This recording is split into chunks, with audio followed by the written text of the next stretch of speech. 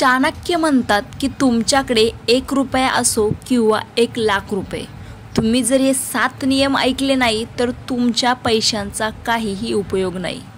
प्रत्येक माणसाच्या जीवनात पैशाला अनन्यसाधारण महत्त्व आहे. आपल्या इच्छा आणि गरजा पैशानेच पूर्ण होतात. पैशाबाबत चाणक्य नीतीमध्ये म्हटले आहे की पैसा हा माणसाचा खरा मित्र असतो.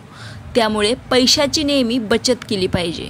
जेव्हा तुमची स्वतःची माणसं तुम्हाला सोडून जातात तेव्हा तुम्ही साठवलेले पैसे उपयोगी पडतात. आयुष्यात कधीही पैशाची चिंता करू नये असे तुम्हाला वाटत असेल तर आचार्य चाणक्य यांचे हे शब्द नेहमी लक्षात ठेवा. आचार्य चाणक्य यांनी त्यांच्या आयुष्यातील अनुभवांच्या आधारे जे काही सांगितले आहे ते आजच्या तरुण पिढीने समजून घेतल्या पाहिजेत, कारण त्या गोष्टी आजच्या वातावरणातही खऱ्या ठरतात. आचार्य केवळ विलक्षण बुद्धिमत्तेचे धनी नव्हते तर ते अनेक विषयांचे जाणकार होते.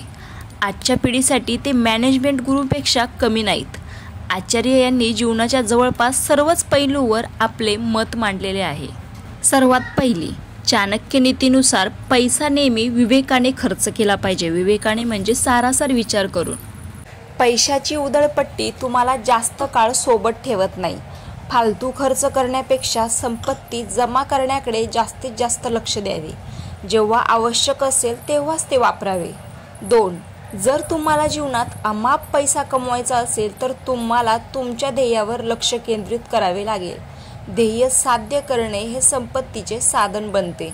यासाठी तुम्हाला योग्य रणनीती आणि रूपरेषा तयार करावी लागेल. म्हणजे थोडक्यात काय तर तुमचा पैसा व्यवस्थित तुम्ही कुठे खर्च करताय, कुठे खर्च केला पाहिजे याचं एक छानसं छोटंसं वेळापत्रक तयार करून ठेवायचं महिन्याच्या महिन्याला, किंवा जसे तुम्हाला जमेल तसं. 3.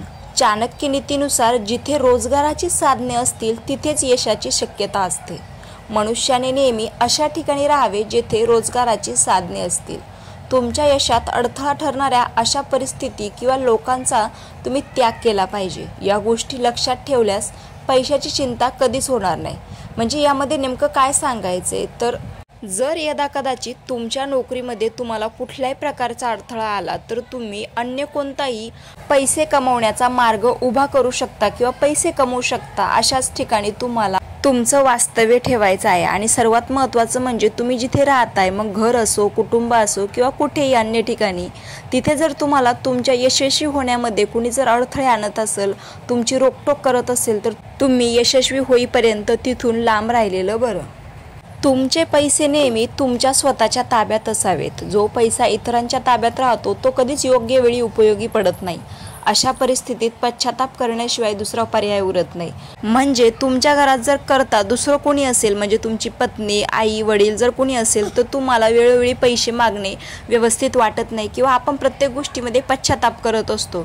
त्यामुळे निदान स्वतः कमावते असेल तर स्वतःला खरंच नाही इतके पैसे तरी तुम्ही स्वतःजवळ ठेवले पाहिजे आणि उरलेले पैसे तुमच्या घरातल्या कर्त्या माणसाकडे दिले पाहिजेत.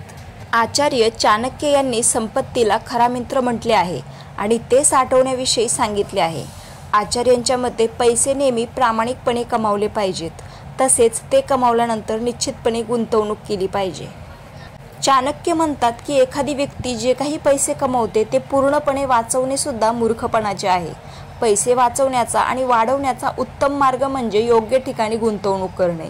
घरात ठेवलेल्या पैशाची पाण्याशी तुलना करताना त्यांनी म्हटले आहे की जसे एका ठिकाणी साठवलेले पाणी वापरले नाही तर ते खराब होते, त्याचप्रमाणे जर पैसे गुंतवले नाही तर पैसे वाया जातात. आता गुंतवणूक म्हटल्यानंतर बऱ्याच लोकांना असं वाटेल की सट्टा वगैरे खेळणं म्हणजे पैसे दुप्पट होतील, पण तसं नाही. योग्य मार्गाने पैसे कमवण्याची जास्तीत जास्त स्तोत्र तुम्ही बघू शकता. म्हणजे थोडक्यात काय तर थोडेफार जास्त पैसे असले तर तुम्ही एखादी जागा विकत घेऊ शकता, एखादी खोली विकत घेऊ शकता. सगळ्या गोष्टी आहे, परंतु चुकीच्या मार्गाचा अवलंब करू नका. इतकंच. तुम्ही जे काही पैसे कमवाल त्याचा काही भाग नक्कीच दान करा. हे खूप महत्त्वाचं आहे. आचार्यांचा असा विश्वास होता की पैशांचा नेहमीच चांगला वापर केला पाहिजे. हे करण्याचा सर्वोत्तम मार्ग म्हणजे दान करणे. यामुळे गरजूंना आणि तुमची उत्तरोत्तर प्रगती होते.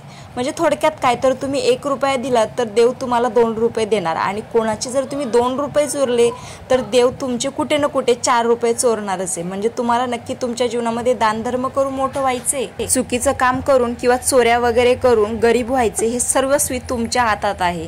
पैसा आहे, पैसा यायला आणि जायला वेळ लागत नाही. रामकृष्ण हरी.